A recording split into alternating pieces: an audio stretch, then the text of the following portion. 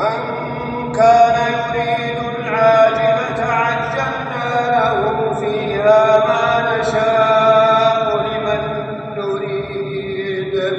ثم جعلنا له جهنم يصلاها مذموما مدحورا ومن أراد الآخرة وسعى لها سعيها وهو مؤمن فأولئك كان سعيهم مشكورا كلا نمد هؤلاء وهؤلاء من عطاء ربك وما كان عطاء ربك محظورا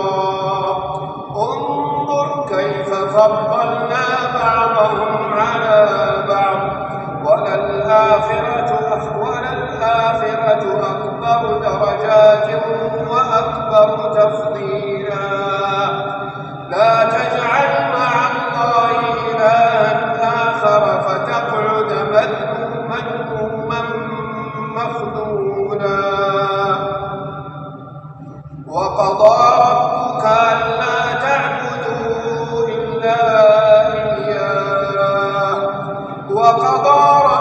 ألا تعبدوا إلا إياه وبالوالدين إحسانا إما يبلغن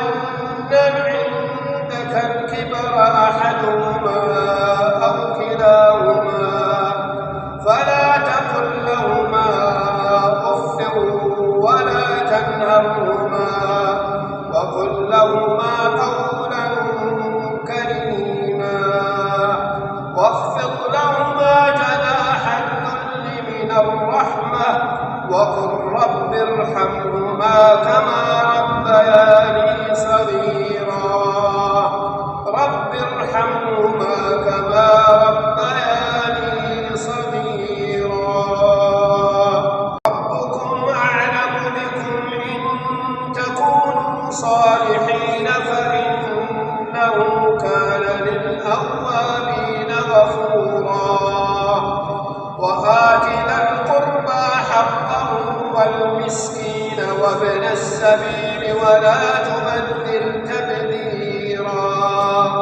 إن المبذرين كانوا إخوان